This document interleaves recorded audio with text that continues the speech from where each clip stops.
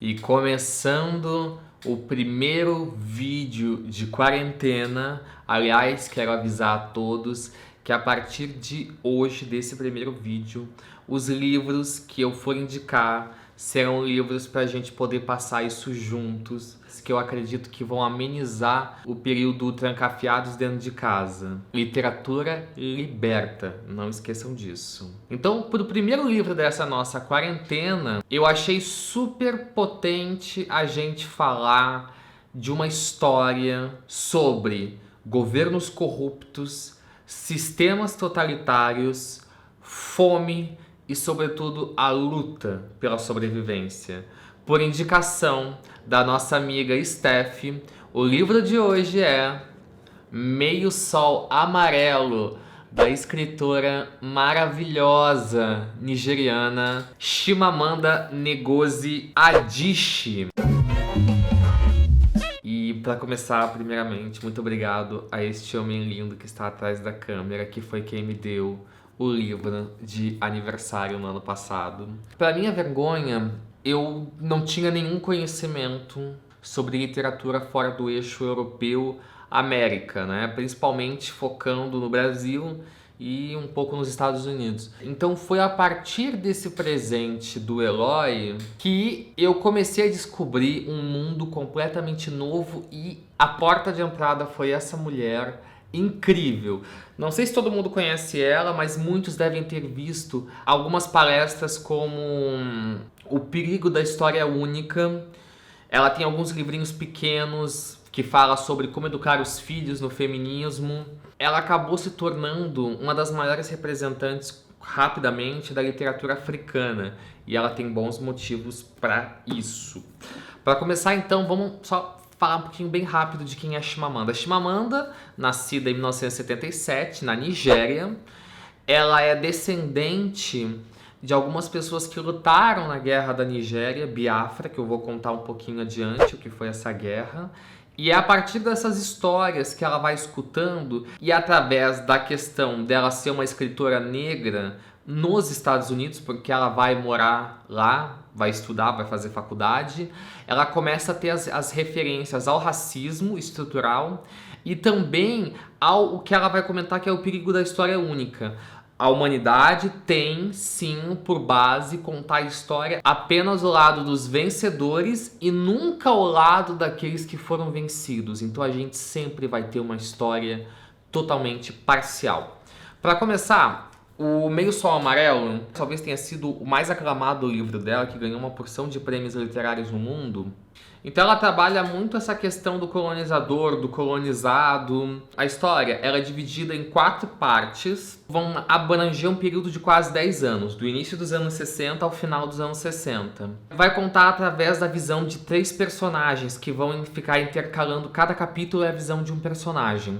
Então o primeiro personagem que é apresentado pra gente é o Ogu, que é um menino muito simples, muito humilde, que veio de uma tribo do interior do país, da Nigéria, e vai morar numa cidade extremamente populosa, na casa, cuidando da casa de um professor universitário, o Odenigbo. E o Odenigbo, ele é aquele arquétipo da esquerda que vive numa bolha, que enche a boca para falar de teorias sociais, sabe, de forças revolucionárias, mas ele não consegue entender o empregado dele que faz a refeição dele, cuida da roupa dele, que é o Ugu, e a relação desse menino não ter nenhum tipo de instrução e como ele fica refém de vários fatores por não ter nenhum tipo de educação formal. Então, realmente ela vai mostrar muito essa dualidade. O Odenigbo, por sua vez, namora com a segunda personagem principal, a Olana, que é a minha personagem favorita, que é uma mulher fenomenal. A Olana, nascida de uma família muito rica da Nigéria, que tem muito dinheiro, muito capital rolando, ela tem uma irmã gêmea, a Kainani. Ao contrário da Kainani, a Olana é muito estudiosa, ela procurou se distanciar daquele mundo frívolo da burguesia e tentar entender um pouco melhor o seu país, mas mesmo assim ela vive numa bolha social econômica. Primeiro pela origem dela e depois que namorar o Odenigbo, que é o teórico marxista que vive somente naqueles sonhos, não vai ajudar também ela a ter uma compreensão totalitária do mundo. A irmã dela é bastante fria, só envolvida nos negócios da família, ela que rege tudo, ela que tem vários contratos. É ela, aliás, que vai movimentar grandes quantias com um governo extremamente corrupto que comanda a Nigéria. E em terceiro plano, nós temos um personagem que é talvez um dos únicos personagens brancos, que é o Richard, um jornalista britânico que está na Nigéria para fazer uma série de matérias. E ele é namorado da Kainani. Então vocês percebem que tem um ciclo dos personagens, eles se interligam. E o Richard tem aquela síndrome do branco salvador. O tempo todo, o racismo estrutural na cabeça dele vai ficar muito evidente. Ela vai ficar muito pontuando essas questões bastante pessoais sobre a colonização e o apagamento histórico que a história africana vai sofrer ao longo dos tempos, até que a gente chega na terceira e quarta parte do livro, onde é focado na guerra da Biafra-Nigéria. Se assim como eu, você não tinha noção do que é a guerra da Biafra-Nigéria, se prepara, porque é uma das coisas mais violentas que já aconteceram na história da humanidade e que é apagado, não é ensinado pra gente nas escolas. Uma das etnias, a etnia Ibo, a qual a Olana faz parte, o Ugu faz parte e o Odenigbo faz parte, após sofrer uma série de ataques de outras etnias que fazem parte da Nigéria, ela consegue a independência de um território e auto-intitula aquele país como Biafra. Um país onde eles poderiam ser livres pela sua etnia, pelos seus costumes e seus modos de vida. O problema é que a Europa e os Estados Unidos, como sempre, não querem um país fortalecido no continente africano. Então eles vão fazer de tudo para que o resto do país, a Nigéria, que sobrou, embargue e crie uma guerra contra esse pequeno território que proclamou independência para dizimar essa ideia de potências africanas.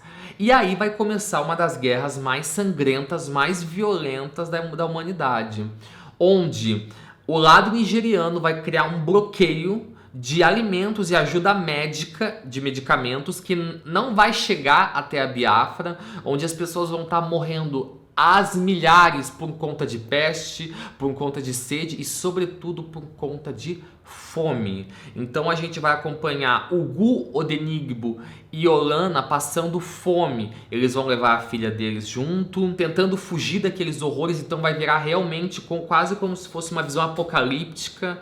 É eles tentando o tempo todo achar um lugar seguro no meio daquele caos. Ao contrário do Richard e da Kainani, que estão no lado da Nigéria e estão muito bem salvos, muito bem aparados pelo dinheiro, os outros três vão ficar reféns daquela situação totalmente, passando fome, quase morrendo, vendo aqueles horrores onde crianças, mulheres grávidas são completamente trucidadas, decapitadas e abertas como se fossem animais pelo lado nigeriano. O que a gente tem de maravilhoso no Meio Sol Amarelo é a escrita altamente potente da Chimamanda. A Chimamanda, ela foi, na verdade, algo que me deixou muito surpreso, a forma de escrita dela, porque eu estava muito acostumado com Victor Hugo, por exemplo, que demora 4, 5 páginas para dizer que alguém morreu. E a Chimamanda não. É a verdade, é a realidade dura e seca. Em 2 linhas ela vai falar: uma pessoa foi decapitada em plena rua. Tem um corpo de uma criança apodrecendo no asfalto. O modo como ela vai contar essa história nos faz ficar mais intimamente ligados a ela e temos a impressão quase que jornalística de que a gente está vivendo aquilo. É muito forte a leitura, é muito... E chega a ser bizarro o como os sentimentos vão acabar sendo confundidos e a gente vai entrar dentro da história por conta de uma leitura simples e completamente direta. Chimamanda não tem rodeios, ela fala o que tem que ser dito de um modo muito cru, colocando o dedo na ferida de um modo espetacular. Então, realmente, assim como a Carolina Maria de Jesus, a gente vai ter alguém aqui, que é a Chimamanda, que vai utilizar a escrita como uma arma potente em todas as suas facetas e vai atirar para todos os lados e não vai poupar ninguém por isso. Então, o que nos resta é entender esse mundo que ela está contando, entender uma das histórias mais cruéis que a humanidade já passou e lições que a gente pode tirar a partir disso, tanto da contaminação do racismo estrutural, quanto de certos preconceitos ligados a lutas de classe e a bolha em que a intelectualidade vai se firmar, excluindo ela da realidade do que realmente está acontecendo. Então fica aqui essa dica do Meio Sol Amarelo. Eu vou deixar aqui embaixo o link para vocês fazerem aquela aquisição maravilhosa no site da Amazon. Por favor, não saiam de casa.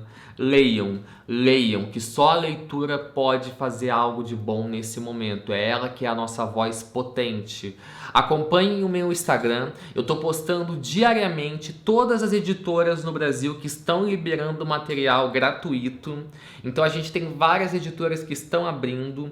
A editora LPM já foi uma que está fazendo diariamente, liberando um livro. Temos a Martin Claret. Hoje a Companhia das Letras acabou de divulgar 9 livros que vão estar abertos. Eu vou botar o link para vocês ali embaixo acompanharem isso. Então assim, acompanhe meu Instagram que eu posto nos stories diariamente tudo que há de novidade para ajudar a gente nesse momento tão tenso. Beleza? Um beijão para todo mundo.